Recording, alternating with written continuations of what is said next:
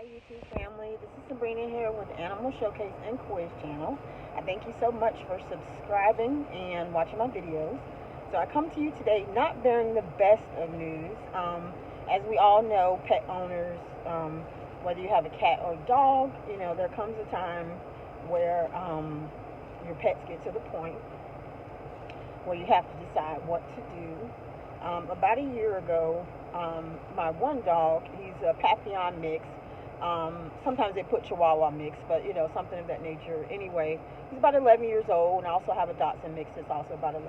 So about a year ago, he had a bad bout of pancreatitis, and of course, like 50% of us owners, we give them table scraps and things of that nature. So he's been eating table food for all his life. My mom had a dog that lived 17, 18 years eating table scraps. It was other issues.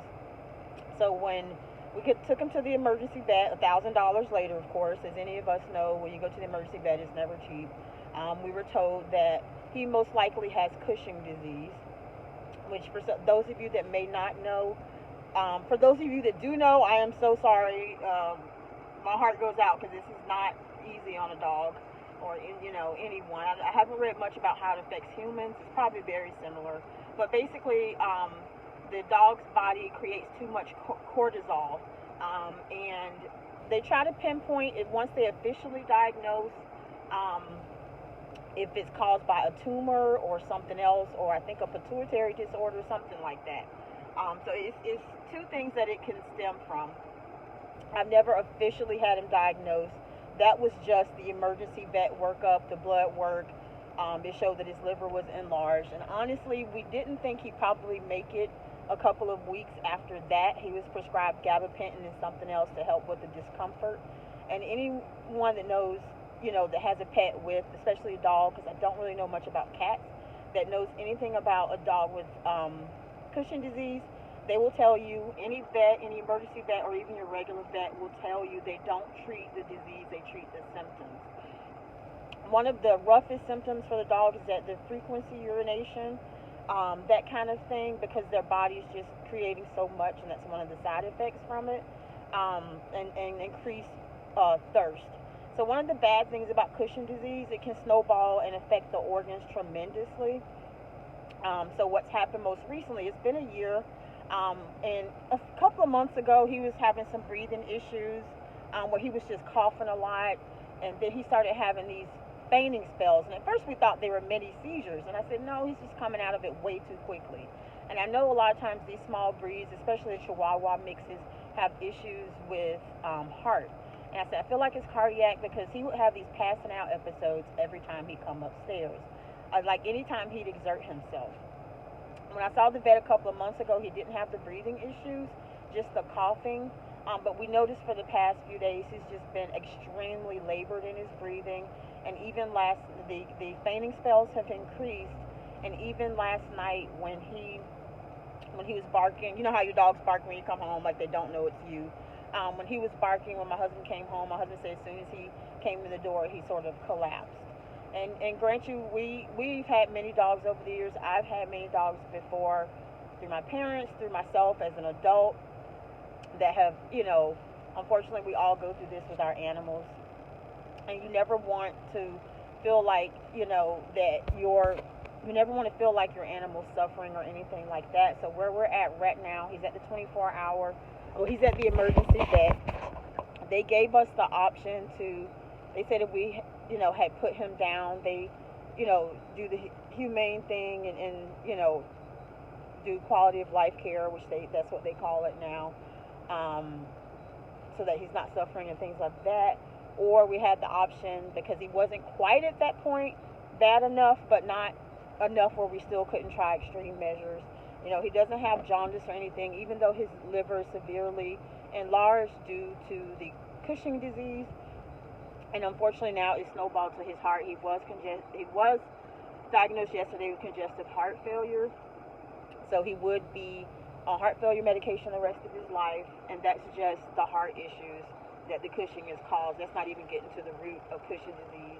And unfortunately, we all know with most vets, they can't just prescribe medication based on what they think is likely, which I think is a load of garbage, but that's just the way it is. So even to get a workup at my vet, an official workup, the emergency vet said he meets all the signs of the 5 Ps, which or 3 Ps, which is panting, and three others, 3 or 4 other symptoms that he has, as well as his liver being enlarged. So it's a pretty good indicator that he has Cushing disease, and unfortunately the flare-ups will probably continue. So where we're at right now, he's spending the night in the emergency vet. They're giving him oxygen because he's having a hard time breathing on his own. In addition to that, they're giving him stuff for his heart to try to help. She says she will send him home with something for the Cushing disease, but of course we have to follow up with our own vet. Please keep us in your prayers, because I know when I saw my vet a couple of months ago, he wanted to do an ultrasound of his abdomen, probably to look at his liver more, to see how he's doing and that kind of thing, or to see how enlarged his liver is. I don't see any yellowing of his eyes or anything like that. I'm assuming dogs, if they get jaundice, it's the same thing as us.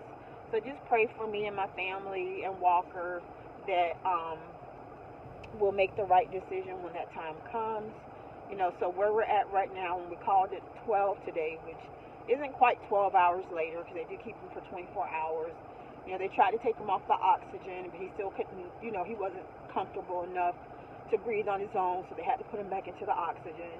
So I'm trying to hold faith that he will get better, because the 24-hour mark is not officially, till about 3 or 4 a.m. So I got about maybe 9 or 10 more hours, so just holding out hope. But me and my husband decided that we're not going to just linger it on. And of course the vets don't want to tell you, oh, he could live another year, he could live another 2 years. The only thing I know, when I mentioned it to my regular vet a couple of months ago, I said, well, dogs with Cushing only live a year, right? And he says they can live up to 3 years. Again, granted, you don't want your dog suffering or that kind of thing. So again, just keep us in your prayers. I am going to start a GoFundMe page. At the time of releasing it, I don't even know if he'll still be alive. I'll put updates here or that kind of thing if he does pull out of this, because understand with Cushing's they have flare-ups. His sugar level is okay, so he's not diabetic. I know a couple of times when I've seen his regular vet this year, his sugar's been elevated, which can just exacerbate the complications of Cushing disease. It just, again, snowballs and starts affecting the organs and things of that nature. Me and my husband decided last night that, I wish a lot of us pet owners didn't have to spend thousands of dollars and then this, ultimately to come to the same resolution. But we felt like, let's give him this last final chance. Maybe a Hail Mary, something will happen to pull him out of this. But this is, for us, this is it. Every pet owner decides when is enough enough, when is enough for the dog. They can't tell you, I'm hurting, I'm suffering. Dogs, they have a very high tolerance for pain. They're not going to tell you they're suffering, and that basically you're keeping them alive for you and your family. But like I said, keep us in your prayers. If you do have the availability to donate to the GoFundMe, so be it. Please don't put any rude comments in, anything like that. We all know groceries are outrageous. We're all struggling out here trying to make ends meet and things of that nature. But if nothing else, please keep them in your prayers. Please keep my family in your prayers, that we'll make the right decision when that time comes and not just spend money frivolously. Again, if he does pull out of this, in addition to whatever my vet wants to charge to get us worked up, so to speak, which is probably about another $800 to $1,000 to officially have him diagnosed with Cushing disease, so that they do the right treatment regimen for him, depending on what part of I think it pinpoints where the discrepancy is coming from, if it's a tumor or something else, adrenal, I think that's what they said. That way he's on the right treatment plan. And again, these medications just, it improves the quality of their life for the time that they're here. There's no cure for Cushing disease.